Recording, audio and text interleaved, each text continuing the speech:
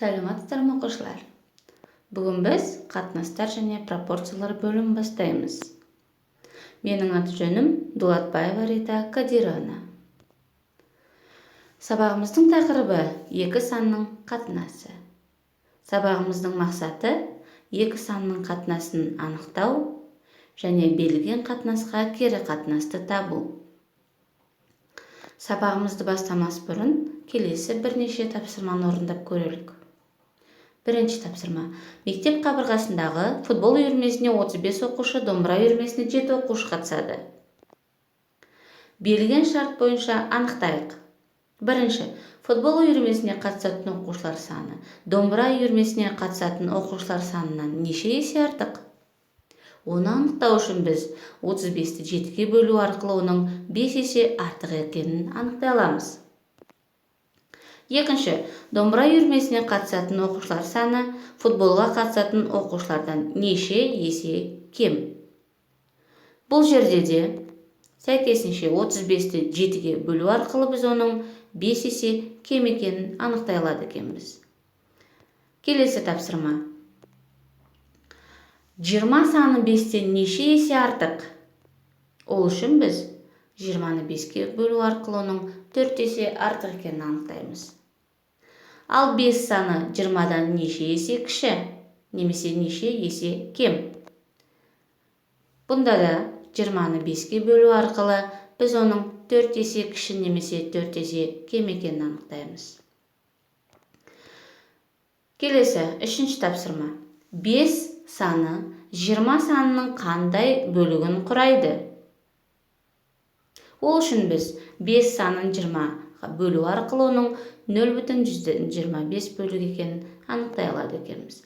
Ал осы 5 саны 21 санынын кандай бөлүгүн курайды? Оны эсептөөдө өздөрүңүзгө сунамын. Ал энди осы нече эсе артык, нече эсе кичи, кандай бөлүгүн курайды деген сурактар аркылуу биз кандай угумду энгизебиз?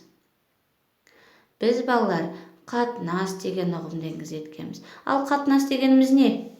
Катнаш эки санның бөлүндүсү экен. Ал алдыңғы орундалган тапсырмалар аркылуу эки санның катнасы бир санның экинчи санынан нече эсе артык немесе кем экенин, кичи сан үлкөн санның кандай бөлүгүн курайтынын аныктай алат экенбиз. Ал энди осы орундалган тапсырмаларды балдар биз эки санның катнасын жазады, берилген катнаска кери катнасты аныктайды багалоо критерийинин, сандарды салыштырады, үлкөн санды кичи санга бөлөдү, нече эсе үлкөн немесе нече эсе кичи экенин табады, багалоо критерийи аркылуу багалообузга болот. Ал энди балдар, келесі анықтама. Есіне сақтап ал. Қатынастың екі мүшесінде нөлден өзге бірдей санға көбейтсе немесе бөлсе, берілген қатынасқа тең қатынас шығады. Оны келесі математикалық тұрғыда жазуға болады. А-ның Б-ға қатынасын кез келген бір n санына көбейту немесе n санына бөлу арқылы оны тең қатынасты табуға болады. Ол үшін келесі мысалды қарастырайық. 8-дің 15-ке қатынасы 32-ның 60-ға қатынасына тең делік. Демек, ол үшін біз 8-дің 15-ке қатынасын әрбір мүшесін 4-ке көбейту арқылы біз 32-ның 60-қа қатынасына тең екенін анықтай аламыз. Немесе керісінше, 32-ның 60-қа қатынасының екі мүшесінде 4-ке бөлу арқылы оның 8-ден 15-ке қатынасына тең екенін анықтаймыз. Дәл сол секілді, екінші мысалда 10-ның 12-ге қатынасы 5-тің 6-ға қатынасына тең екенін анықтау үшін біз 5-тің 6-ға қатынасын екі мүшесінде 2-ге көбейту арқылы, немесе 10-ның 12-ге қатынасын екі мүшесінде 2-ге бөлу арқылы олардың өзара тең екенін көреміз. Ал енді өзара кері сандар дегеніміз қандай сандар? Есіңе сақта, өзара кері сандар дегеніміз көбейтіндісі бірге тең болатын екі санды айтады екенбіз.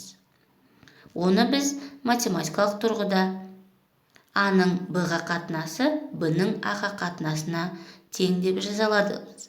Және оны келесі мысалмен толықтыруға болады. Демек, 2-ның 3-ке қатынасы 3-ның 2-ге қатынасына тең, немесе 1-дің 2-ге қатынасы 2-ге тең. Себебі бөлімі 1 болған кезде ол жазылмайды. Ал енді бүгінгі өтілген материалды қаншалықты түсінікті болғанын анықтау үшін өз бетінше орындауға арналған тапсырмалар ұсынамын. 4-ші тапсырма. Жидек тосабын дайындау үшін жидек пен құмшекердің қатынасы 1-дің 4-ке қатынасындай болуы шарт. Егер 5 литр жидек тосабын сапалы дайындау үшін неше литр жидекке неше килограмм құмшекер қосу керек болады? 1-дің 4-ке қатынасы дегенді қалай түсінеміз? 5-ші тапсырма. Жөндеу жұмыстарына 16 бума қағаздың 12 бумасы кетті.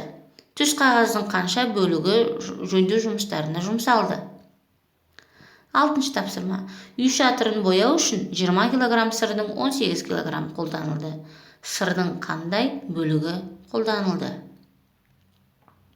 Осы тапсырмаларды орындау үшін балалар, сіздерге қосымша оқып, білім алу мақсатында келесі ресурстарды ұсынамын. Назарларыңызға рахмет, сау болыңыздар.